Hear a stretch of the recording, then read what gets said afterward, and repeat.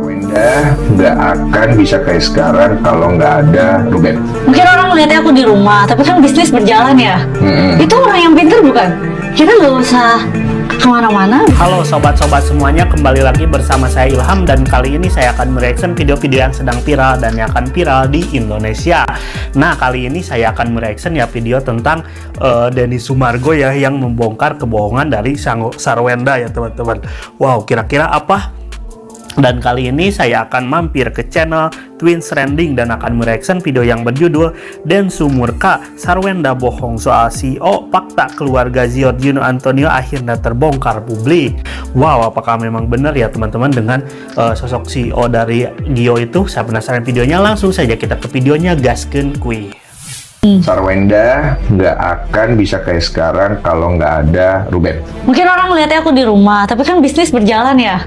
Itu orang yang pintar bukan? Kita nggak usah kemana-mana, bisa kerja dari rumah. Tapi duit istilahnya tetap masuk. Tetap gitu. masuk. Cuma kan sebagai seorang wanita punya pride, punya ini juga. Kalimat seperti itu kadang-kadang pengen cuma menjelaskan semua hal itu terhadap opini netizen yang berseberangan sama kamu kan capek ya? Capek, jadi ya udah diemin aja. Jadi kamu, aku lihat banyak kan jadi lebih diemin ya. Cuma kalau diem kan jadi mendem. Siapa sebenarnya Giorgio Antonio? Mengapa sosok yang beberapa bulan terakhir terus dikaitkan dengan Sarwenda itu tiba-tiba kembali menjadi bahan perbincangan publik? Benarkah Giorgio adalah seorang CEO seperti yang selama ini ramai disebut netizen? Ataukah ada fakta lain tentang latar belakang keluarganya yang baru mulai terungkap ke publik? Dan yang lebih menarik lagi, mengapa di tengah panasnya konflik antara Ruben Onsu dan Sarwenda, nama Giorgio justru semakin sering menjadi sorotan?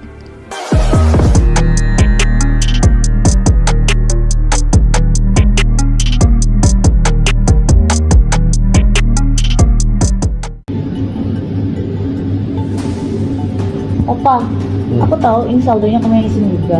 Tapi kan kamu udah pakai, kamu nggak isin lagi. Kan tadi aku udah bilang aku pakai dulu. Ya tapi kan sekarang aku mau pakai udah nggak ada saldonya. Iya, nanti aku pasti masukin lagi, isi lagi. Ya aku tahu, tapi aku maunya sekarang. Terus kamu lupa, ini pakai kamu mah lupa. Bisa nggak nerima tuh pas lagi sakit loyo nggak bisa ngapa-ngapain, belum terbukti kan, belum teruji kan untuk cowok yang baru udah bisa ngedapetin berapa katanya 200 juta setengah jam. Ya kalau 200 juta setengah jam ya udah sih lepasin lah rumah, beli rumah baru, lepasin lah rumahnya. CEO dagang basreng, yang penting saya bisa jualan. Kalau kamu julid gitu, oke. Enggak. Sahabat Twins Trending, beberapa hari terakhir media sosial kembali dihebohkan oleh pembahasan mengenai Giorgio Antonio. Sosok yang kini dikenal dekat dengan Sarwenda kembali menarik perhatian setelah banyak netizen mempertanyakan profesi serta latar belakang keluarganya. Awalnya, pembahasan ini muncul ketika Giorgio dan Sarwenda melakukan siaran langsung untuk berjualan online. Saat live berlangsung, muncul pertanyaan dari netizen yang penasaran dengan pekerjaan Giorgio. Pertanyaan itu sebenarnya cukup sederhana, namun justru dari situlah rasa penasaran publik mulai berkembang semakin besar. Banyak netizen ingin mengetahui mengapa Giorgio sering disebut sebagai CEO. CEO perusahaan apa? Bisnis apa yang sebenarnya dijalankan? Dan seperti apa latar belakang keluarganya? Menariknya, Giorgio tidak menghindari pertanyaan tersebut. Dalam potongan video yang kemudian ramai beredar, Giorgio memberikan respons yang cukup santai. Ia menjelaskan bahwa dirinya memiliki beberapa perusahaan yang menggunakan namanya dan menyebut publik bisa menelusurinya sendiri. Pernyataan itulah yang kemudian membuat rasa penasaran netizen semakin meningkat. Banyak orang mulai mencari informasi mengenai sosok Giorgio Antonio. Siapa dirinya? Bagaimana perjalanan bisnisnya? Dan mengapa namanya kini semakin sering muncul dalam pemberitaan hiburan? Setelah berbagai informasi mulai dikumpulkan, publik menemukan bahwa Giorgio memang berasal dari keluarga yang memiliki latar belakang bisnis.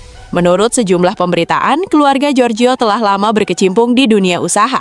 Salah satu usaha yang pernah dijalankan keluarga mereka adalah bisnis parfum, yang berkembang dari aktivitas impor hingga akhirnya memiliki merek sendiri. Fakta ini membuat sebagian netizen mulai memahami mengapa Giorgio cukup akrab dengan dunia bisnis sejak usia muda. Tidak hanya itu, Dalam beberapa laporan juga disebutkan bahwa bisnis keluarga tersebut turut dikembangkan bersama saudara-saudaranya. Artinya, Giorgio bukan satu-satunya anggota keluarga yang aktif dalam dunia usaha. Keluarga mereka memang memiliki keterkaitan yang cukup erat dengan aktivitas bisnis yang telah berjalan selama bertahun-tahun. Namun justru disinilah perdebatan mulai muncul. Sebagian netizen menganggap tidak ada yang aneh dengan fakta tersebut. Menurut mereka, seseorang yang berasal dari keluarga pebisnis tentu memiliki peluang lebih besar untuk terlibat dalam dunia usaha. Tetapi sebagian lainnya tetap mempertanyakan mengapa status CEO Giorgio begitu sering dibahas di media sosial. Perdebatan itu kemudian semakin ramai karena nama Giorgio saat ini tidak bisa dipisahkan dengan nama Sarwenda. Seperti yang Nah, jadi ya teman-teman, masih menjadi sorotan tentang sosok Giorgio Antonio ya teman-teman. Bahkan banyak netizen yang mempertanyakan apakah memang benar sosok Giorgio ini seorang CEO. Nah, jadi tidak hanya netizen, saya pun penasaran. Kalau misalkan memang benar sosok dari CEO, ya tidak mungkin lah ya seorang Giorgio bisa live ya 24 jam. Karena sebagai CEO pastinya butuh waktu ataupun ya waktu senggang pun susah ya teman-teman. Bahkan untuk bertemu CEO harus mengatur waktu karena saking sibuknya. Nah, ini ya yang banyak menjadi pertanyaan, ya bisa live 24 jam. Bahkan barang yang dijualnya pun ya mungkin berupa bermacam-macam ya, tapi inilah ya mungkin yang menjadi tanda tanya besarnya. Nah, jadi Densu mungkin benar juga ya mempertanyakan 200 juta itu memang sangatlah besar ya teman-teman. Mungkin untuk menghidupi anak ya itu mungkin terlalu besar, tapi ya saya meyakini bahwa 200 juta itu mungkin tidak hanya untuk menghidupi anak, tapi juga dipakai oleh sosok Sarwenda. Itu hanya opini saya ya teman-teman, bukan mungkin tidak tahu ya apakah dipakai Sarwenda ataupun emang difokuskan untuk anaknya ya teman-teman. Diketahui publik, hubungan keduanya sudah menjadi perhatian masyarakat sejak lama. Awalnya banyak orang menganggap kedekatan mereka hanya sebatas rekan bisnis dan teman dekat. Namun seiring berjalannya waktu, hubungan tersebut semakin sering menjadi bahan pembicaraan. Muncul berbagai foto kebersamaan, konten bersama, live bersama, hingga berbagai momen yang membuat netizen semakin penasaran. Pada akhirnya, hubungan kedua pun menjadi semakin terbuka di hadapan publik. Akibatnya, ketika nama Giorgio menjadi sorotan, nama Sarwenda pun hampir selalu ikut terbawa. Begitu pula sebaliknya. Dan kondisi tersebut menjadi semakin menarik karena terjadi di tengah konflik yang masih panas antara Ruben Onsu dan Sarwenda. Sahabat Twins Trending, beberapa hari terakhir publik memang terus mengikuti perkembangan hubungan Ruben dan Sarwenda pasca perceraian. Mulai dari polemik nafkah, perdebatan yang berkembang di media sosial, sindiran yang dianggap saling mengarah, hingga berbagai pernyataan yang kemudian dianalisis oleh netizen dari berbagai sudut pandang.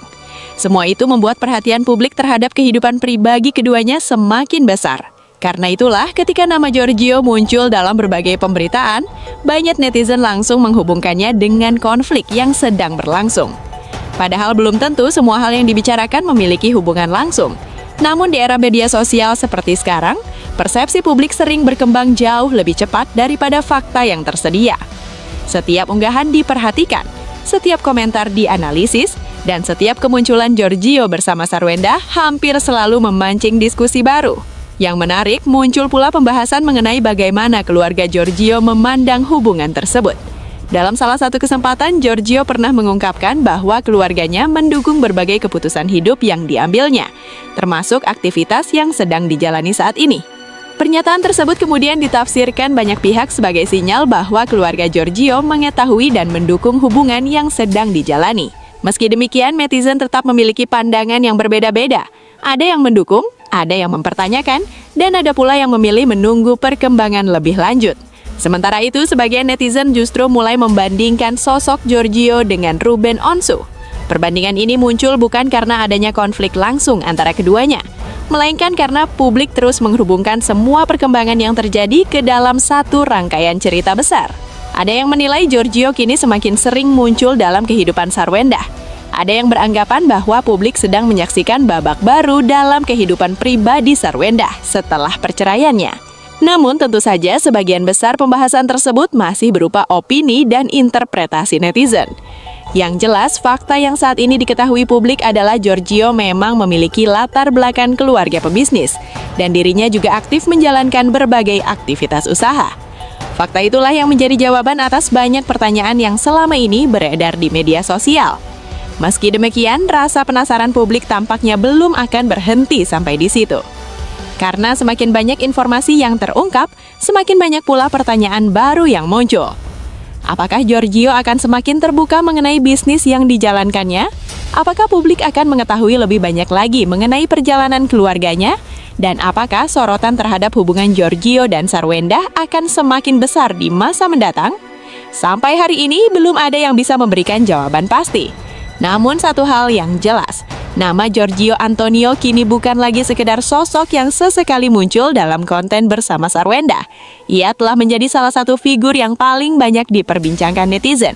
Mulai dari latar belakang keluarganya, bisnis yang dijalankannya, hubungannya dengan Sarwendah, hingga keterkaitannya dengan berbagai isu yang berkembang di tengah konflik pasca perceraian Ruben Onsu dan Sarwendah.